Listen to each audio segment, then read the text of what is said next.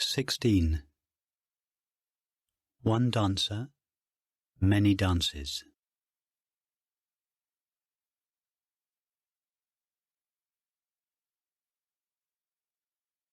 There are three possibilities for our self. First, to be the known, a cluster of thoughts, feelings, sensations, and perceptions. That is, to be a body and a mind.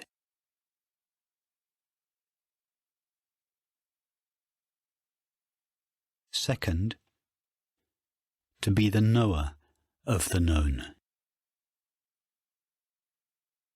To be the open, empty, luminous field of awareness, in which all these appearances arise, and with which they are known.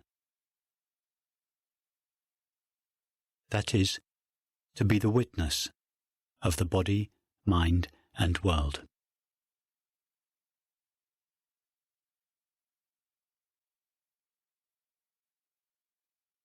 And third, to be pure knowing, not just the witness of all experience, but the substance of which it is made.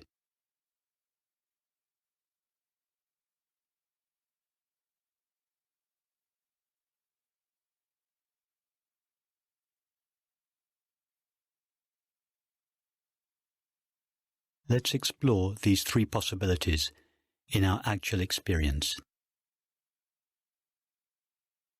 I suggest, to begin with, that we keep our eyes closed.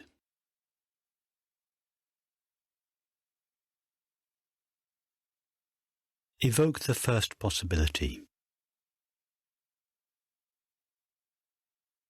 Become aware of thoughts, feelings, images, and bodily sensations, and really feel that you are this cluster of appearances.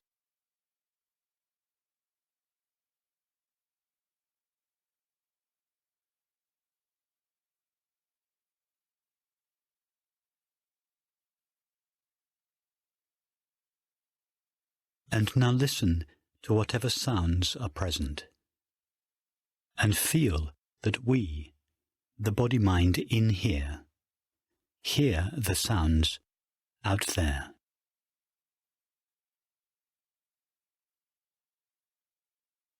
This is the conventional way of experiencing. A subject in here, the body-mind, and an object, other, or world, out there.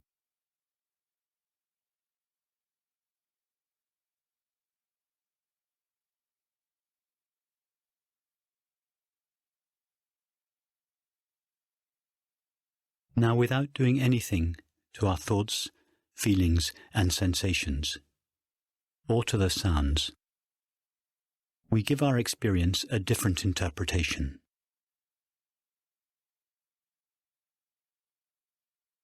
Let the thoughts, feelings, sensations, and perceptions, and by perceptions, in this context, I mean sounds, be exactly as they are, and know yourself as the open, empty, luminous field of knowing in which they all appear.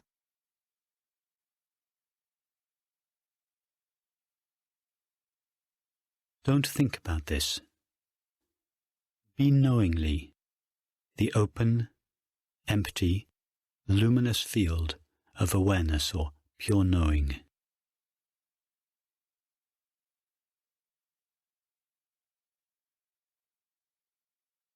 See that the sounds which were previously conceived as outside of, separate from, and other than ourself are now experienced in exactly the same place as thoughts, feelings, and sensations. That is, they are all experienced as taking place within the same open, empty, luminous space of awareness or pure knowing.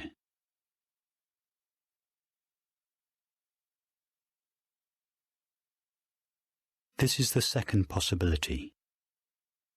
I, awareness or pure knowing, am the open, empty, luminous space in which all objects of the body, mind and world appear, and with which they are known.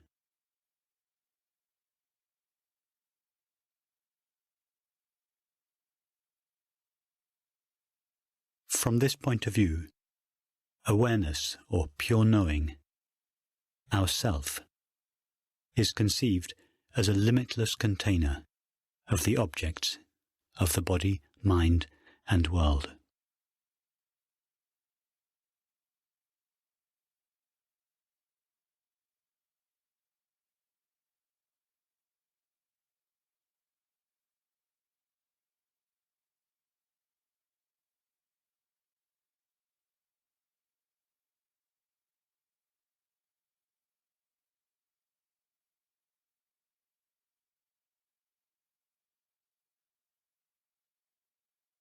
Now, take a sensation, for instance, the tingling sensation of the face.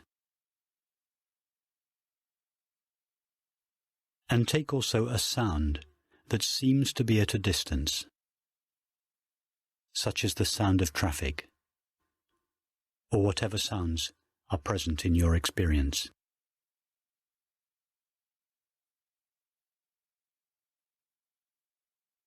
See, first of all, that without reference to memory or thought, we have no idea that the current sound has anything to do with traffic, cars, people, etc. It's just raw sound. The sound doesn't mean or signify anything without the label that thought, referring to memory, superimposes upon it.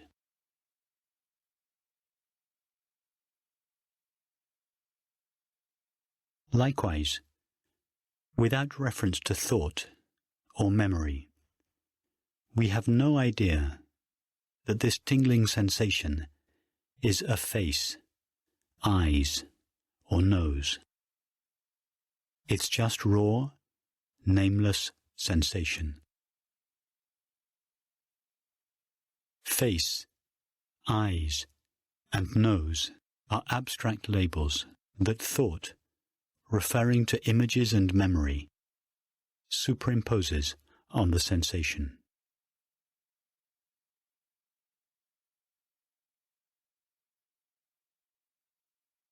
So let these two, the raw, nameless sound and the raw, nameless sensation, float alongside one another in the open, empty space of awareness or field of knowing.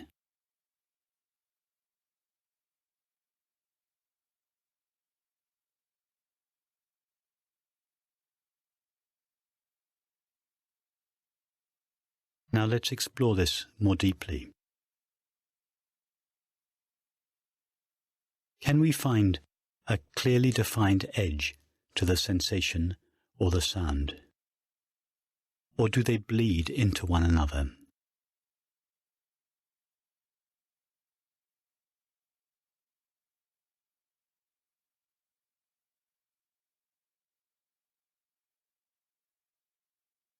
Go slowly back and forth between the sensation and the sound, and make sure that you are referring directly to your experience and not to the idea of your experience. The line between these two, our actual experience and our idea of it, is often quite clear. However, the more we explore this issue, the subtler this line becomes. And in this approach, we spend a considerable amount of time exploring this increasingly fine line.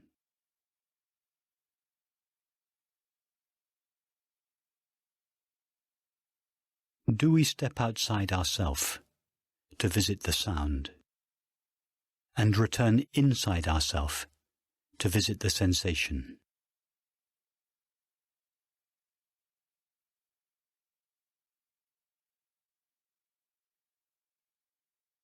Or do they both appear in exactly the same place, alongside one another, so to speak?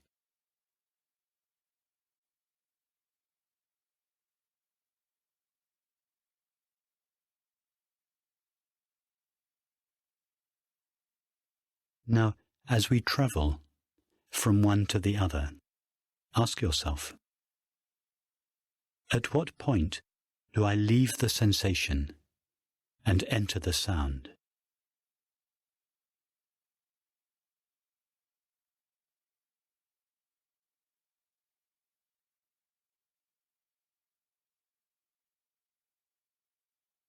Try to find, in our actual experience, one place where the sensation comes to an end, and another where the sound begins.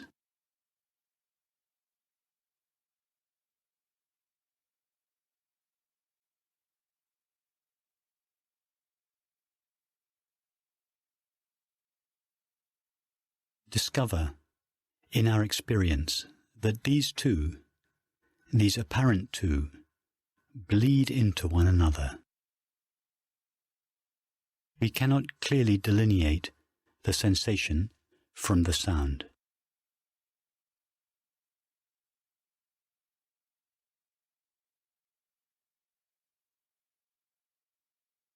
The more we explore and penetrate the essential nature of our experience, the fewer distinctions we find.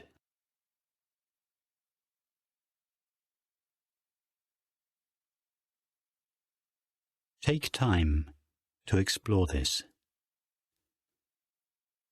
It's our experience, not these words, that counts.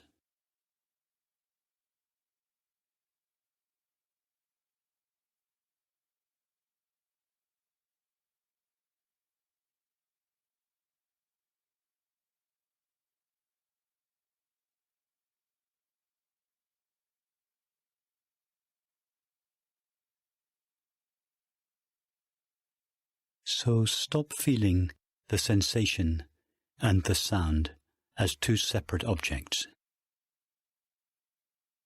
Allow them to merge, or rather, see that they are already merged.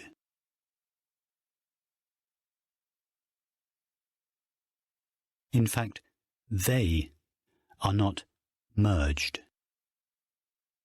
There was never a they or emerging. There is only ever one experience taking place.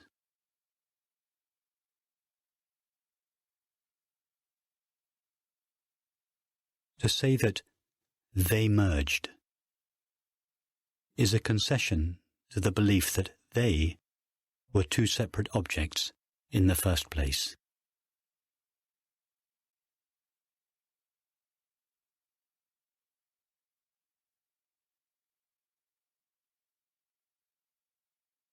If we were to give this single object a name, we could call it sensation sound, all one word.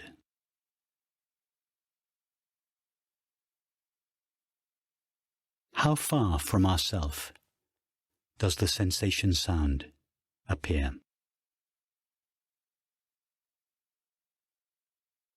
Is there any distance between ourself, that is, the open, empty, luminous field of knowing in which the sensation sound appears, and the sensation sound itself?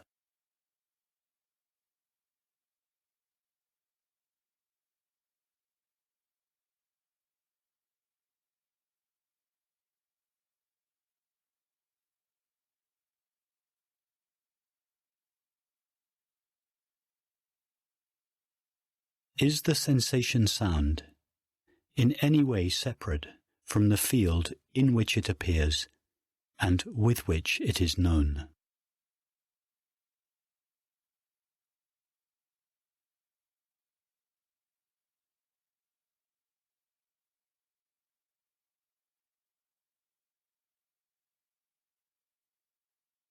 Can we find an edge to the sensation sound?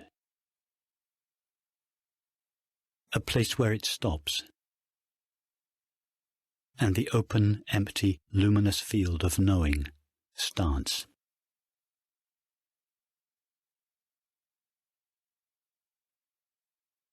Or is the sensation sound permeated by the field of pure knowing?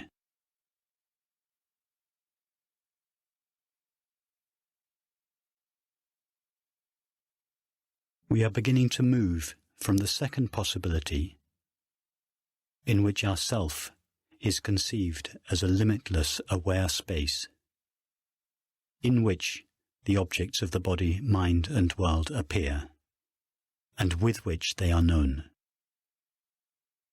to the third possibility, in which the very substance or reality of these objects is realized to be pure knowing.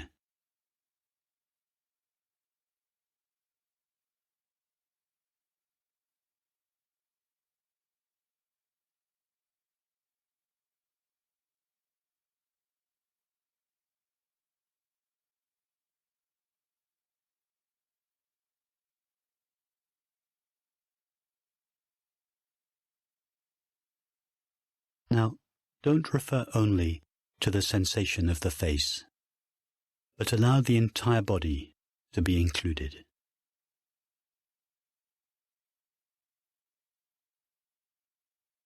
See, first of all, that the body, in our actual felt experience, is a cluster of sensations.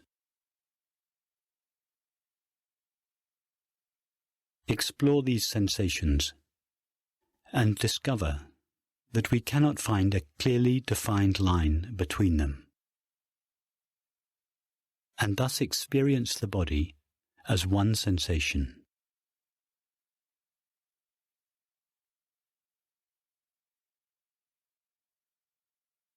Now see that this tingling, amorphous, cloud-like sensation bleeds into the sounds and merges with them. In fact, see that they are always already one. Experience is always only one thing: sensation sound.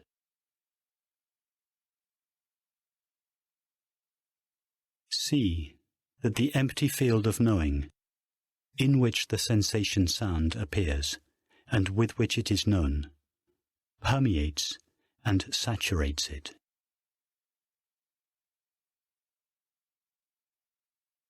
There is no part of the sensation sound that is not permeated and saturated by the empty field of knowing.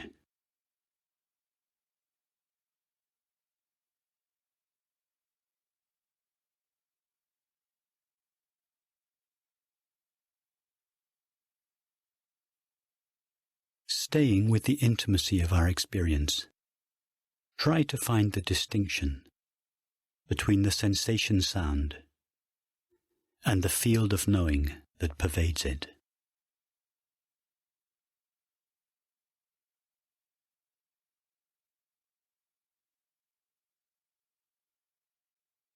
Can we find a line that divides the sensation sound from the knowing of it?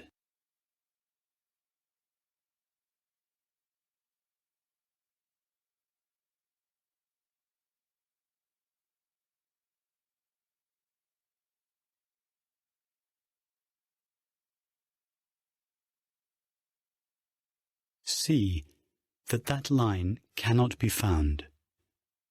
It is imagined. Know yourself as the open, empty field of knowing, and, as such, see that we don't just know the sensation sound, we permeate it. Feel that. It's like feeling that we are the sky, permeating a cloud.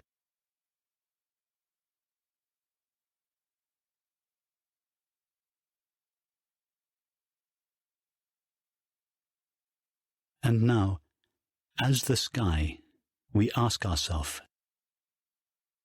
what is my relationship to the cloud? Where do I find the distinction between myself, the empty sky, and this cloud that appears within me?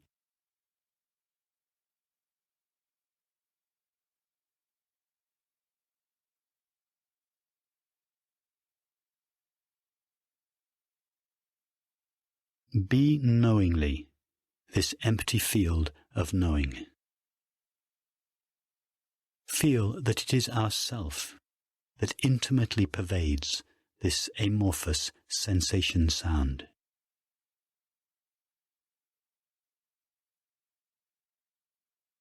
Look for the distinction between our self, pure knowing, and the sensation sound.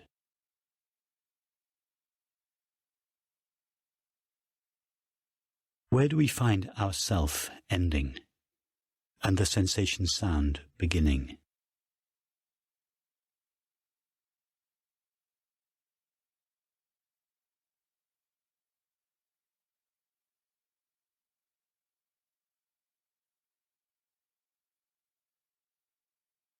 Now, remove the label sensation sound and replace it with another, which is a little closer to our actual experience. Sensing hearing.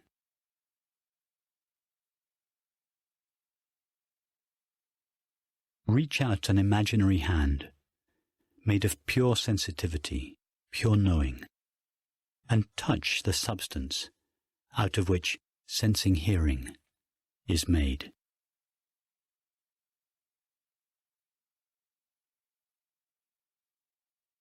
What do we touch? What do we find there?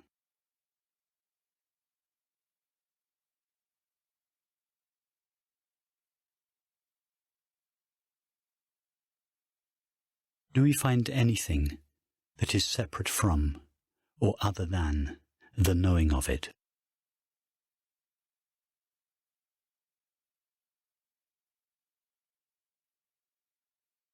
In other words, do we find anything other than ourself? Does ourself find anything other than itself?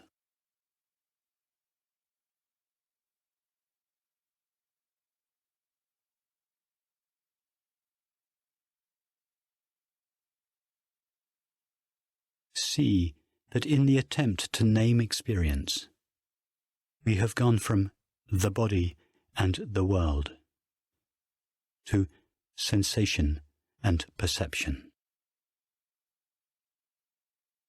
From sensation and perception to sensing and perceiving. From sensing and perceiving to sensing perceiving. And from sensing perceiving to knowing.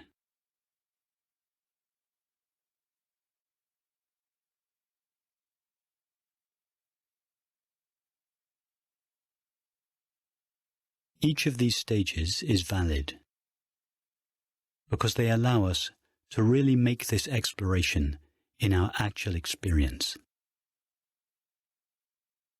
However, see that nothing in our actual experience has changed. Our experience hasn't actually changed from a body and world to sensation and perception, to sensing and perceiving, to sensing perceiving, to knowing. Experience hasn't ceased being one thing and become something else. Experience is always only what it essentially is. Rather, as we explore the nature of our experience more deeply, the labels we apply to it become more and more refined, until the mind can simply no longer arise to name it. it has been brought to an end in understanding.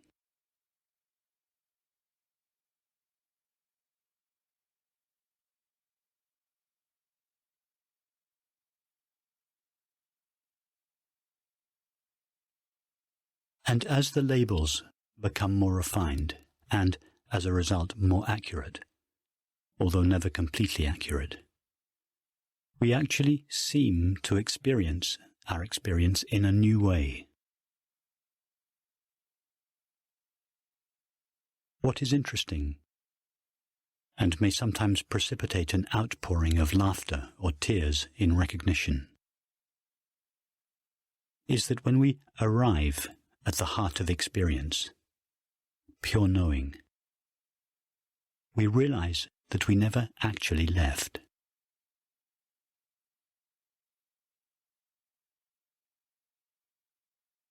We have never known anything other than this pure knowing. It always only ever knows itself.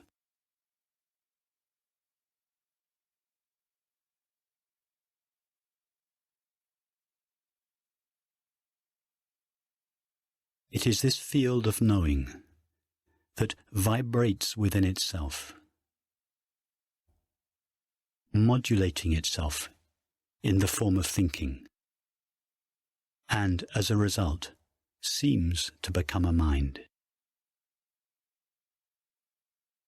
modulating itself in the form of sensing, and seems to become a body, modulating itself in the form of perceiving, that is, seeing, hearing, touching, tasting, and smelling, and seems to become a world, but never being, becoming, or knowing anything other than itself.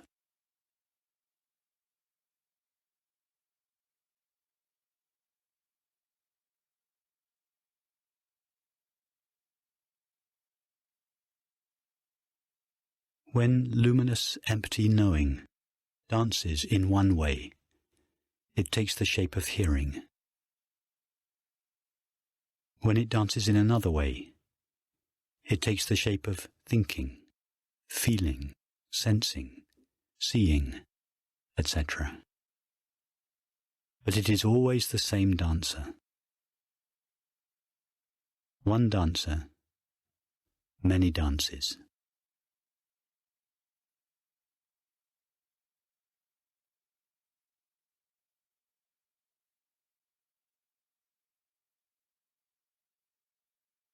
And now drop the field-like or space-like quality of this field of knowing. It is no longer, and never has been, a vast, open, empty, luminous space. It is just made of pure, dimensionless knowing.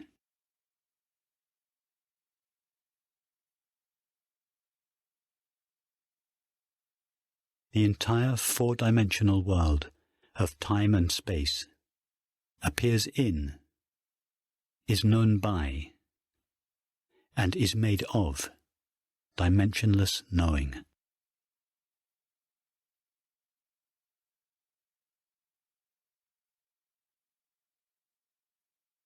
This is the third possibility for ourself. To be luminous, empty, dimensionless knowing. The substance and reality of all experience.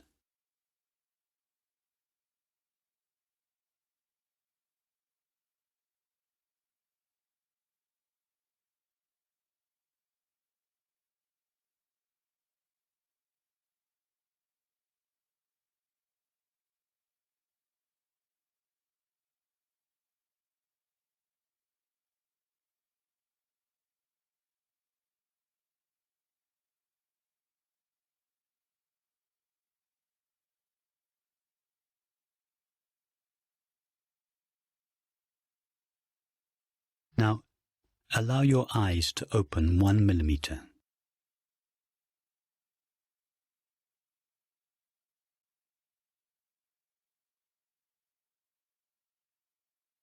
See that this empty knowing starts dancing as the experience of seeing,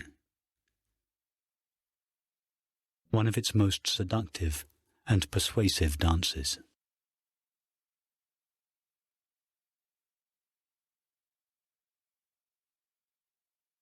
Stay close to the intimacy of experience. There is no substance present in the experience of seeing other than the knowing of it.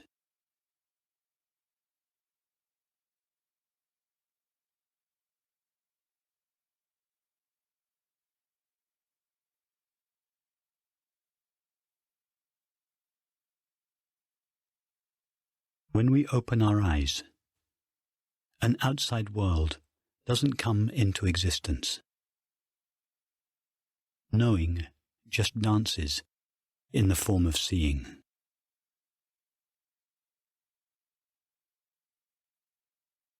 Be knowingly this empty knowing, which is the substance of all experience.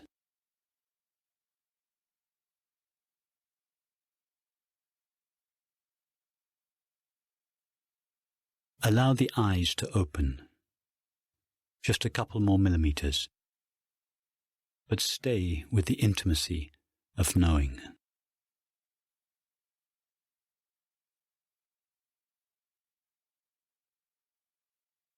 Don't let an old habit of thinking and feeling persuade you to contract into an inside self, and, as an inevitable corollary of this self-contraction, to project an outside world. There is only seeing, made only of the knowing of it, made only of ourself. Being and knowing only itself.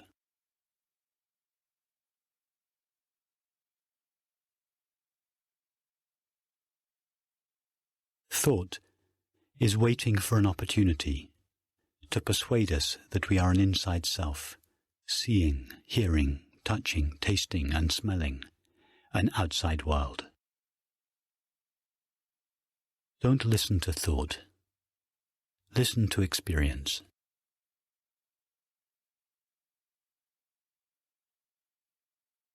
Allow sensing hearing to become sensing hearing seeing, to become sensing hearing seeing thinking,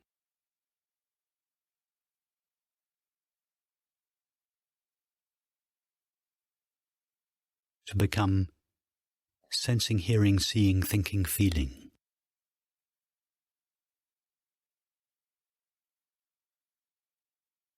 And allow this to shine in as and with the light of pure knowing.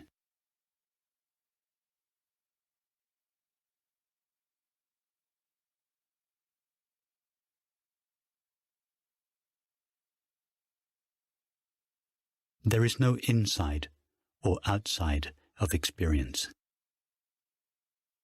There is only an outside world for an inside self.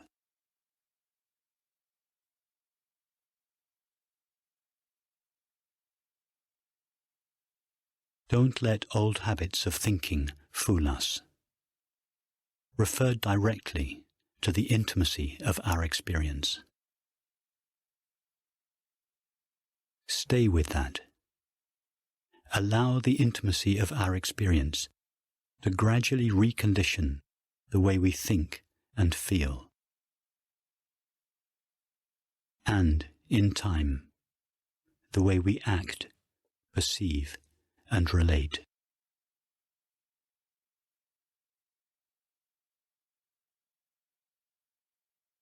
Don't relate to others as separate from ourself. Know everyone as ourself. Relate only to that.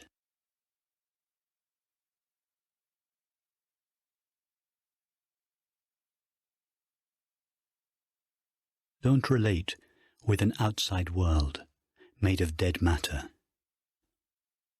or to a world of experience made of stuff called mind. Relate with a world made only of the totally alive substance called knowing, made only of ourself.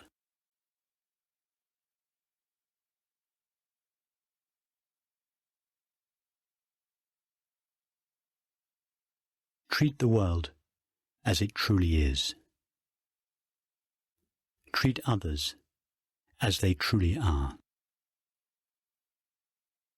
The world will respond in the form of beauty. Others will respond in the form of love. That is the response we get from the universe when we treat it as it is. That is the gift it gives itself.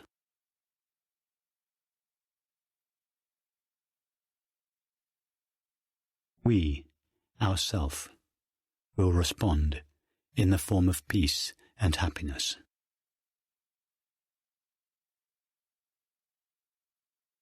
That is the gift we give ourself.